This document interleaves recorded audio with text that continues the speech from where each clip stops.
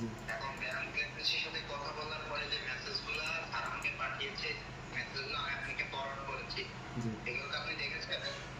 না, এগুলো আপনি শুনেছেন, দেখেছেন? সব দেখেছি আমি।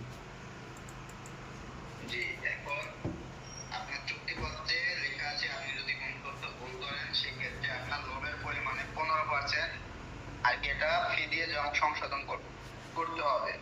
তবে সেক্ষেত্রে আমি কথা বলেছি, ঠিক আছে, যে আমার এই গ্রাহকটা পারবে না, তো কিন্তু আগে এই টাকাটা অনেক কষ্ট করে অ্যারেঞ্জ করেছে, আমার রিকোয়েস্টের কারণে এটা 5% করে দিয়েছে, বুঝতে পেরেছেন?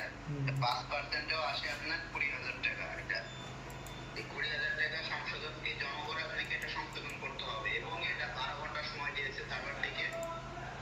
আপনি যদি 12 ঘন্টার ভিতরে এটা সংশোধন না করেন তাহলে এই টোটাল 4 লক্ষ টাকা আপনাকে কোম্পানিকে জরিমানা হিসেবে দিতে হবে, বুঝতে পেরেছেন?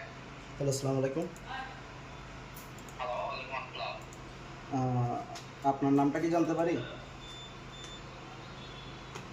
আমার নাম, ঠিকানা সবকিছু আমার কাছে দেওয়া আছে, আপনি কে বলেছেন তাই বলেন। আমি এসআই সাজু দাস বলছি। আচ্ছা আচ্ছা, আপনার এই প্রতারক চক্র কতদিন ধরে শুরু করছে? আপনি ভদ্র ভাষায় কথা বলবেন, প্রতারক চক্র কিসে? প্রতারক চক্র না হলে অনলাইনে লোন দেওয়া হয়, এটা কে বলছে আপনাকে? অনলাইনে লোন দেওয়া কি বলতে মানে? অনলাইনে কি কোনো ধরনের লোন দেওয়া হয়? অবশ্যই দেওয়া হয়। আপনি আমার সাথে অলরেডি ডাচ বাংলা ব্যাংকের ম্যানেজার রয়েছে এবং যিনি প্রতারিত হয়েছে তিনিও রয়েছে। এখন কি আপনার পক্ষে আপনার দিক থেকে কি আমরা অ্যাকশন নিব ওই দিক থেকে, নাকি কি আপনি ওনার টাকা সুন্দর মতো ব্যাক দিবেন? আমরা অপশন দিব, আমরা কি বসে থাকবো?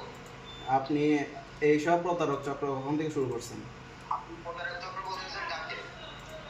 আমি ডাচ বাংলা ব্যাংকের সাথে যোগাযোগ করছি। ওনার বন্ধুরা পুরো টাকাটা হাতানোর চেষ্টা করেছে, উনি তো একটা প্রতারক চক্র।